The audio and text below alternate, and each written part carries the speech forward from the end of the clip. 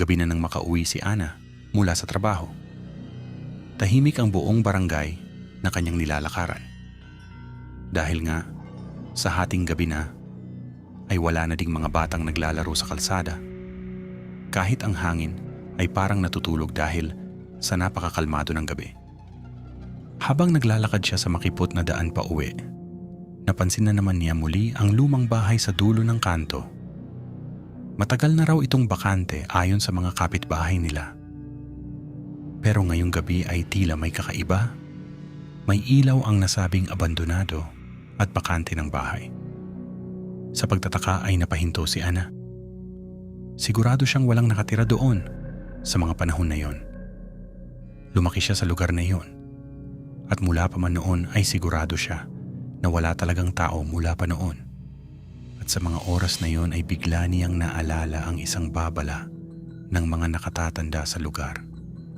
Kapag dumaan ka sa bahay na yon at naabutan mo na may ilaw, sa oras na nasa harapan ka na ng bahay at may narinig ka na tila kumakatok at biglang magsasabi ng, "Tao po, wag na wag kang sasagot o magbalak na linugnin man lang ito."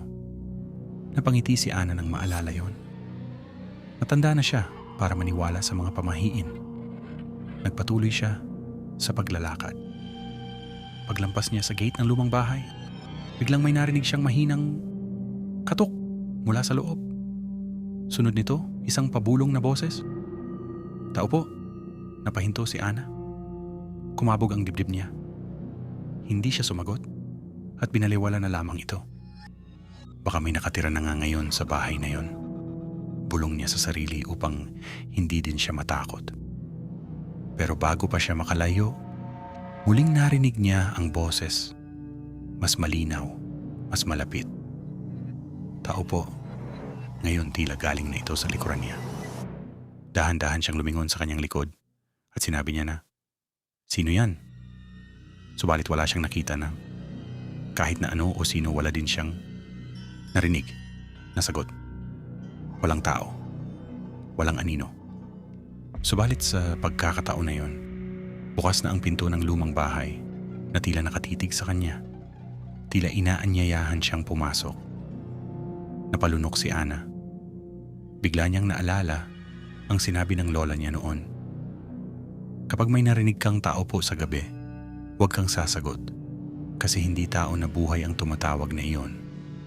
Biglang bumagsak ang pinto ng bahay ng malakas. Napaatras si Ana habang nakatitig sa pinto. Tumakbo siya palayo, hindi na lumingon pa. Pagdating niya sa bahay nila, hingal na hingal siya. Agad siyang pumasok, isinara ang pinto, nilapag ang gamit sa lamesa at inalis ang suot na sapatos at naupo sa sofa. Hindi pa man din siya nakaka-recover sa nasaksihan, ay biglang narinig niya ang isang katok sa kanilang pinto. Tok, tok, tok. Napatigil siya. Si Mama siguro. Baka nag-undertime sa trabaho kaya maagang umuwi, bulong niya sa sarili habang pilit kinakalma ang sarili. Lumapit siya sa pinto. "Sino yan?" tanong niya sa nasa kabilang panig. Saglit na katahimikan. Pagkatapos narinig na naman niya ang boses na iyon. Ang parehong boses na narinig niya kanina na tila nagmula sa lumang bahay. Mahina, malamig ang tinig. "Tao po." Sumapit ang umaga. Nakauwi na. Mula sa panggabing trabaho niya si Aling Alma, ina ni Ana. Inabutan niyang bukas ang pinto ng bahay. Nandoon ang mga gamit ng anak, pati ang sapatos na ginagamit nitong pamasok sa trabaho. Subalit wala si Ana. At simula nga ng araw na yon, hindi na natagpuan pang muli si Ana. At simula din nung araw na yon, madalas nang nakikitang bukas ang ilaw ng lumang bahay.